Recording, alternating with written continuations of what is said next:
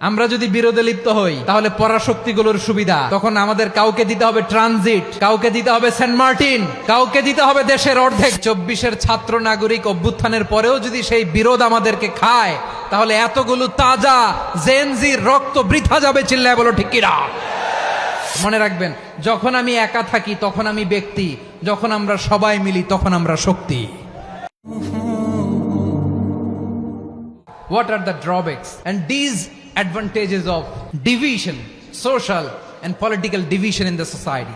Disunity. আমরা যদি বিচ্ছিন্ন হই, একে অপরের যদি মারামারি করি, একজন যদি আরেকজনের কাফের ফতোয়া দেয়, আমাদের কি ক্ষতি? এক নাম্বার ক্ষতি হচ্ছে আমরা যদি বিচ্ছিন্ন হই আমাদের শক্তি কমে যাবে, আমাদের পাওয়ার আমরা হারাবো। আমাদের কি হারাবো?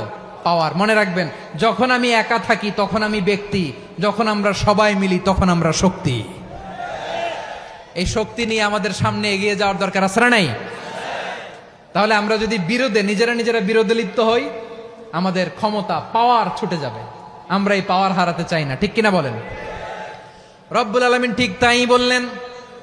রব্বুল আলামিন বললেন, খবরদার, ওয়াতিউল্লাহ ওয়া রাসূলাহু ওয়া লা তানাযাউ ফাতাফশালু ওয়া তাযহাবা রিহুকুম ওয়াসবিরু ইন্নাল্লাহা মা'আস সাবিরিন।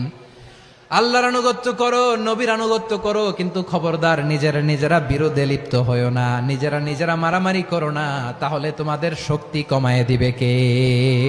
ফাতাফশালু, তোমরা সাহস হারাবা, ওয়া তাযহাবা রিহুকুম, তোমাদের শক্তি কমে যাবে, পাওয়ার কমে যাবে। তাহলে আমরা যদি নিজেরা মারামারি করি, আমরা নিজেরা যদি বিচ্ছিন্নতায় লিপ্ত হই, আমরা যদি মতানৈক্য করি, তাহলে আমাদের শক্তি কমে যাবে, ঠিক কিনা? আমরা শক্তি কমাবো। আচ্ছা, ছোট্ট একটা বাঁশের কঞ্চি যদি আপনারা দেয়, পায়ের মধ্যে ধাক্কা দিয়ে ভাঙতে পারবেন না? এরকম বাঁশের কঞ্চি যদি 20টা একসাথে জোড়া লাগায় দেয়, ভাঙতে পারবেন? কথা বোঝে নাই মনে হয়। চিকন একটা বাঁশের কঞ্চি দিলে ভাঙা যাবে না? এরকম চিকনই 20টা বাঁশের কঞ্চি একসাথে লাগাই দিলে ভাঙতে পারবেন? কারণ যখন আমি একা থাকি তখন আমি ব্যক্তি, যখন আমরা সবাই মিলি তখন আমরা শক্তি। আমরা যেন শক্তি না হারাই। আমরা বিরোধে লিপ্ত হলে আমাদের শক্তি কমে যাবে। এই হচ্ছে 1 নাম্বার ডিসঅ্যাডভান্টেজ। 2 নাম্বার ডিসঅ্যাডভান্টেজ হচ্ছে আমরা নিজেরা বিরোধে লিপ্ত হলে অন্যরা আমাদের মাথায় কাঁঠাল ভেঙে খাইতে সুবিধা হয়। কথা বোঝেন নাই? আমরা যদি বিরোধে লিপ্ত হই তাহলে পরাশক্তিগুলোর সুবিধা তখন আমাদের কাউকে দিতে হবে ট্রানজিট, কাউকে দিতে হবে সেন্ট মার্টিন, কাউকে দিতে হবে দেশের অর্ধেক। চিল্লায় বলো ঠিক কিনা? নিজেদের প্রবলেম সলভ করার ক্যাপাসিটি আমাদের আর থাকবে না। নিজেরা বিরোধে জড়ালে পরাশক্তিগুলো আমাদের মাথায় কাঁঠাল ভেঙে খায়। তখন ভারতের পিছনে দৌড়াতে, আমেরিকার পিছনে দৌড়াতে আমাদের জুতার তলা ক্ষয় হইয়া যাইবে। নিজেদের প্রবলেম সলভ করা যাবে না। আমরা যদি অন্যের পিছনে না দৌড়াতাম আর এই বিরোধকে থামাতে পারতাম, বাংলাদেশ আজকে যেখানে আছে তার কমপক্ষে 50 গুণ সামনে থাকতো। চিল্লায় বলেন ঠিক কিনা? তাহলে 1 নাম্বার ক্ষতি হচ্ছে আমাদের পাওয়ার লেস হয়ে যায়, আমরা দুর্বল হই যদি আমরা বিরোধ করি। 2 নাম্বার হচ্ছে পরাশক্তিগুলোর সুবিধা নেয়। 3 নাম্বার হচ্ছে আমাদের উন্নয়ন, দেশের উন্নতি, অগ্রগতি এটা স্থবির হয়ে যায়, এটা বাধাগ্রস্ত হয়। প্রিয় ভাইয়েরা, ইউনিটি, ঐক্য হচ্ছে একটা দেশের উন্নয়নের মূল ভিত্তি।